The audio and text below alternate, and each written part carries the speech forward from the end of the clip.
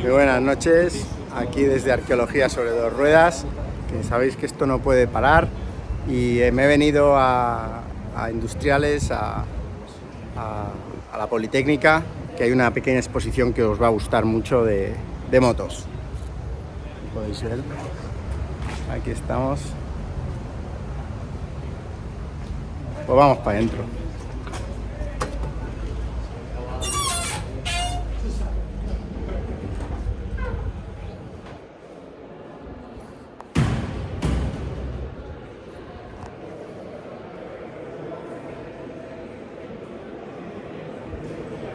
Está todo lleno de, en la sala máquina, está todo lleno de motos. Aquí vamos a pillar al maestro, que nos va a dar una clase más. Bueno, pues aquí tenemos al maestro. Hola, buenas tardes. Importante. A ver, clase número 1. Mirar estas dos motos. A ver, espérate, échate para acá conmigo, para que se vean las motos también. Ya lo podéis ver. Una Scott, dos Scott de hecho. Era una moto inglesa de los años 40, con dos características para que luego digan que hemos descubierto algo. Una, refrigeradas por agua ya. Mirad qué bonito. Aquí está el refrigerador. El radiador, sí. A ver, ¿lo puedes señalar un momento para que lo vean? Aquí. Perfecto. De dos tiempos y con una característica ya adelantada a su tiempo, que en aquel tiempo ni de lejos las españolas conseguían, que tenía separado el depósito de aceite del de gasolina, con lo cual ya hacía la mezcla con un mezclador, como luego hicieron. ¿no? Automáticamente iba ese es el de aceite y ese es el de gasolina. Y este es el de gasolina. Espera, que no, si es que es difícil. Ahí. Este es el de gasolina y este es el de aceite. Es que es difícil grabar y hablar a la vez y señalar. Esta es una Scott aún más antigua, preciosa, también refrigerado por agua. Mirad qué belleza. Como se puede ver, ahí abajo el cilindro, el radiador precioso cromado de acero, no cromado, de acero para el agua, y el depósito de gasolina, que veis que era un depósito parecido a una caja de sombreros, una preciosidad. Y como podéis ver, se cumple un año más, o sea, 101 años de que participase ahí en la placa en el Rally Centenario del Circuito de la Sarte del Real Automóvil Club Vasco Navarro. Una belleza. Bueno, ahora vamos a la sección de Norton. Estas eran Norton bastante populares. Una belleza, como podéis ver. Esta, que es la que antecedió al modelo Atlas, estas dos Norton que hay aquí eran motos que se usaron en la guerra, en la Segunda Guerra Mundial, como pintadas de color verde, de color khaki, para las tropas británicas, y que luego con el tiempo se fueron adaptando. Esta que veis primero es una, según puedo leer aquí, porque no lo sabía, del año 29. Vuelvo a decir, poco más o menos, o poco más cambiadas, adaptadas luego para la Segunda Guerra Mundial del 41. Y otra más, esta ya es más moderna, esta pone 1950, pero igual fue una adaptación posterior a lo que eran las Norton que se usaron durante la Segunda Guerra Mundial, en oposición a las BMWs y a las NSU y Zunda que usaba el ejército alemán. Preciosa con el depósito sin pintar en parte, ¿no? Monocilíndricas las dos, 4 tiempos, y motos, bueno, de aquella época, bastante resistentes para lo que luego vendría. Interesantes los asientos, ¿no? Nada sí, que ver separados, con los de hoy en día. Separados, muy separados. Vamos a una Norton Commando 850. Esta moto ya es una moto muy moderna para su momento, con freno de disco Lockheed, la pinza Lockheed inglesa, y normalmente un disco Lockheed o incluso ya en aquella época Brembo. Era una moto bicilíndrica, daba gusto escucharla, sobre todo cuando en vez de con estos escapes que se ven aquí, llevaba unos escapes un poquito más abiertos, que fue la consecución o lo que siguió a la previa a esta, que era la Comando 750 Flashback, que era una belleza de moto. Esta Comando, este modelo vinieron a España bastantes en la época donde todavía no había motos japonesas, y aunque era una moto cara y que daba bastante guerra, puesta a punto era una auténtica gozada y maravilla. Y esta es una moto mucho más compleja, ya no es Norton, como veis es una Triumph Trident, 3 cilindros, 4 tiempos. Se hicieron muy famosas por un equipo que lo patrocinaba una marca de tabaco que se llamaba John Player Special. Yo tuve la suerte de verlas correr en el circuito original de Jerez, en el de la Merced, que era un polígono industrial, pilotadas por un piloto inglés que se llamaba John Williams, y por Benjamin Grau. La primera vez que yo vi una carrera de motos grandes en mi vida.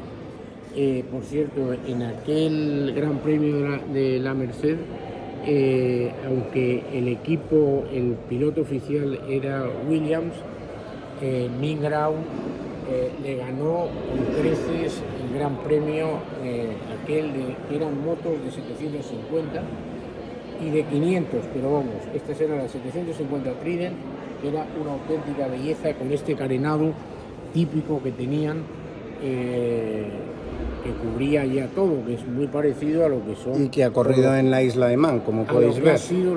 Ahí está el logo, sí, con el número de Simoncelli, que en paz descanse. Bien, estas son las motos. Y que participó en el circuito de Dijon-Prence en 2024, o sea, este año. Así que todo muy reciente. Lo dejamos ahí. Adiós.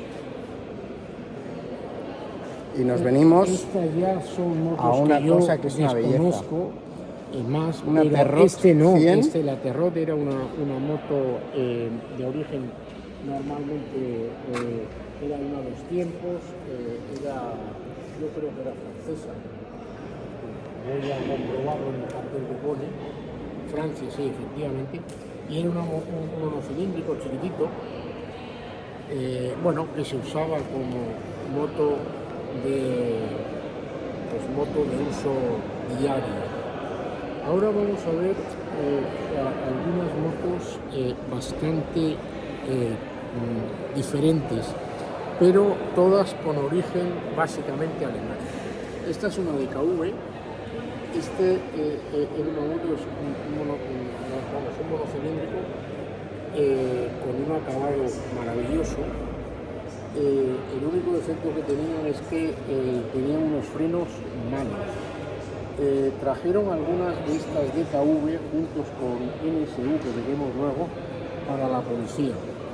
Y hay unas anécdotas, que es que la policía en la provincia de Madrid subían a la sierra los guardias civiles con ellas, y cuando bajaban se les calentaban las zapatas de los frenos, porque tenían unos frenos bastante flojitos, y se las veían negras para no matarse con ellas. Tenían que ir con mucho cuidado porque dejaban de frenar. Esta es una clásica BMW R69S, una moto de los años 60, de 600 centímetros cúbicos, muy bien acabada, con un freno mucho mejor que el anterior, bicilíndrica, ya un boxer clásico, como luego eran toda la serie de boxer que han existido y que siguen existiendo. Era una moto bastante, aparte de bien acabada, bastante dura, no había quien la rompiera. Sí. Un segundito, que voy a explicar que este es el escudo de BMW original, Eso, ahí, que es el color azul añil, no el azul de hoy en día, que es mucho más feo, a mi gusto. Que quiere decir para una mi gusto. hélice de avión, porque BMW empezó, Fritz, que fue el creador de las BMWs y de las BMWs Boxer, empezó creando motores de avión que eran como en estrella, por eso esto es como queriendo ser una hélice moviéndose. Y luego de los motores en estrella, que tenían muchos cilindros, hasta 12 en estrella, tuvo la idea de poner solo 2 opuestos y crear el motor Boxer. Y ahí podéis ver el número de serie. Eso es. Esta es otra moto que vinieron algunas a España, muestras también de origen alemán. Veis una característica que es muy típica de las motos alemanas, que es que hacían tanto el cilindro como el cárter lo hacían con tierra, o sea, lo pasaban con un chorro de arena y estaban mates aparentemente para que disiparan mejor el calor, pero sobre todo con un acabado que veis, es un acabado maravilloso, tanto el de BMW como el de la Simpson. Precioso el escudo de Simpson ahí dorado, con el flash como el rayo rojo como de flash. Esta moto es monocilíndrica en comparación con la BMW, que era la cilíndrica. Según veo, porque no me acordaba, de 450 centímetros cúbicos. Qué bonito. Y con transmisión por carga, característica típica de motos alemanas. En vez de usar cadena, usaban transmisión por algo. Eso parece como una ventilación por en algo el cargánico, sí. En el freno eso era muy típico en algunas motos para que ventilara el freno de tambor, correcto. Eso es. Mirad qué Motos pasada. muy duras. De estas vinieron a España muy pocas. En relación a las que vinieron, por ejemplo, BMW. Esa BMW, la R69S, sí que vinieron bastantes, pero sobre todo la R69 estándar, que era la que usaba la policía, la Guardia Civil durante años. Seguimos. Estas para mí son motos completamente desconocidas. No desconocidas, perdón, porque sí que vi una exposición en Bilbao hace unos años con David, maravillosa. La Nimbus tiene una característica que os quiero contar muy, muy curiosa. Es un motor de 750 de 4 cilindros, pero de 4 cilindros en línea, quiere decir uno detrás de otro. Si os acordáis o queréis mirar, hay ahora una Triumph monstruosa de 1800 centímetros cúbicos que han ido reconvirtiendo a lo largo de los años, pero es una Triumph moderna que tiene un motor de 3 cilindros en línea. ¿Veis? Aquí hay 1, 2, 3 y 4, como si fuera un coche, con los cilindros completamente alineados para verlos, para que tuviera potencia y capacidad. Esta moto, por lo que he visto, la Nimbus no lo sabía, no me acordaba, es danesa, de Dinamarca. Y lo que llama la atención, no obstante, es que creo que no estaba refrigerada por agua, con lo cual os podéis pensar que los cilindros de atrás se achicharraban en relación a los cilindros de adelante. Había un modelo Nimbus mucho más bonito y rarísimo, que sí que conseguimos ver en esa exposición en el Guggenheim en Bilbao en el 2001, con un motor precioso. La siguiente que vamos a ver es una moto Guzzi. Esta moto Guzzi proviene de la Segunda Guerra Mundial. Era un motor que diseñaron para la Segunda Guerra Mundial, era como le ocurría a las Norton y, como hemos dicho antes, a las BMW y a las Honda, unas motos de guerra utilizadas por el ejército con un cilindro horizontal, eran monocilíndricas con un cilindro enorme horizontal tumbado. Luego de ahí salió un modelo en los años 60, finales o principios de los 70, con una característica bastante curiosa. No obstante, vamos a dar la vuelta antes de que nos cierren, quiero ver el lado del motor, por ver si había una cosa que os puedo contar. Bueno, ahora vamos a... Si queréis venir a ver esta exposición, todavía estáis a tiempo, porque está aquí hasta el 20 de noviembre, que es mañana, el último día. Esto ya es una Montesa A ver, Brio, qué es una complicado Montesa es Brio hablar con 125, una moto bastante sencilla de la casa Montesa, que se usaba mucho para transporte, era una Montesa de uso diario y bueno, bastante durita para trabajar con ella, un monocilíndrico de 125 y 2 tiempos. Bueno, tenemos aquí una Vespa clásica de los años 50, el origen de lo que fue luego la inmensa producción de Vespa. Seguimos. Esta es una belleza, es una moto que se fabricó en España. Esta MV, MV, igual que hizo Ducati con Mototrans, MV hubo una época que estuvo fabricando motos en España con es un motor bastante parecido al Ducati monocilíndrico que vamos a ver ahora mismo, dentro de un momento. Y bueno, pues era una moto también de uso cotidiano, en este caso de 150 centímetros cúbicos y de 4 tiempos. Y muy bonita de color. Y preciosa. Y una rareza, por cierto. Eso es. Esta es una preciosa Ducati Deluxe, creo que 175, perdón. Es que la 200 y la 175 se parecían mucho, con un depósito, con ese depósito que tenía con unas listas cromadas muy típicas, y es un monocilíndrico que luego se utilizó mucho para muchos modelos de Mototrans de 250, de 350, Ducati Road, la Ducati Vento y la Ducati Scrambler usaban el mismo sistema de cilindro con árbol de tornillo. Estas dos son dos osas, una 175 y esta no sé si una 125, no sé, sí, 175 y 125, dos tiempos, motos muy duras, de la casa que diseñó Eduardo Guidó padre, dentro de las fábricas españolas. Aquí tenemos una preciosa Bultaco TSS 125. Con una moto como esta, creo que Salvador Cañellas fue de los primeros pilotos españoles que ganaron una carrera de motos. En Montjuïc, no en las 24 horas, sino cuando se corría en Montjuïc un gran premio en el circuito del parque de Montjuïc, y con una moto similar a esta, monocilíndrica de 125, fabricada por Bultaco, Salvador ganó su primera carrera. Una maravilla y una preciosidad.